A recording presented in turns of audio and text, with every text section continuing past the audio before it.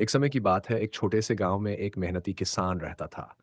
किसान का नाम रामू था।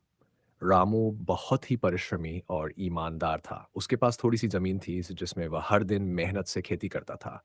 वह अपने परिवार के साथ खुशहाल जीवन व्यतीत करता था, लेकिन उसकी मेहनत के बावजूद वह हमेशा गरीबी में ही रहता था।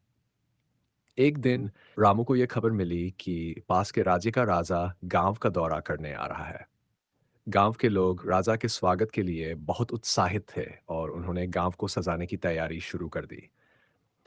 रामू ने भी सोचा कि वह राजा को अपने खेत का ताजा उगाया हुआ अनाज भेंट करेगा, क्योंकि उसके पास देने के लिए और कुछ नहीं था। जब राजा गांव में पहुंचा, तो उसने गांव के लोगों से मुलाकात की और उनकी समस्याओं को सुना। रामू ने भी साहस जुटाया और राजा के पास जाकर उसे अपने खेत का ताजा अनाज भेंट किया। राजा ने रामू की भेंट को बहुत सराहा और उससे पूछा कि वह क्या चाहता है। रामू ने विनम्रता से कहा, महाराज, मैं तो सिर्फ यह चाहता हूं कि मेरी मेहनत का फल मुझे मिले और मैं अपने परिवार को सुखी जीवन दे सकूं। राजा रामू की बात से बहुत प्रभावित हुआ और उसने रामू से कहा, तुम्हारी ईमानदारी और मेहनत देखकर मैं बहुत प्रसन्न हूं। मैं तुम्हें एक बड़ी जमीन का टुकड़ा देना चाहता हूं, जहां तुम आराम से खेती कर सको और अपनी स्थिति को सुधार सको।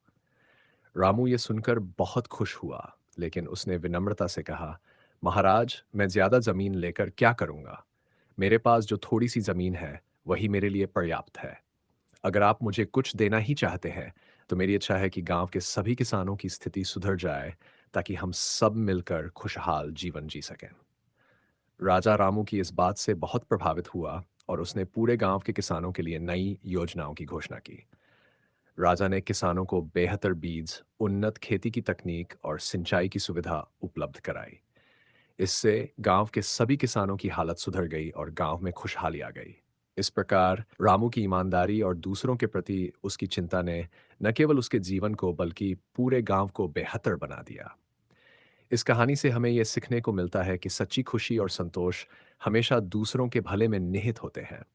ईमानदारी और परिश्रम का फल अवश्य मिलता है, और जब हम दूसरों के लिए भी सोचते हैं, तो हमारे जीवन में सचमुच की खुशहाली आती है।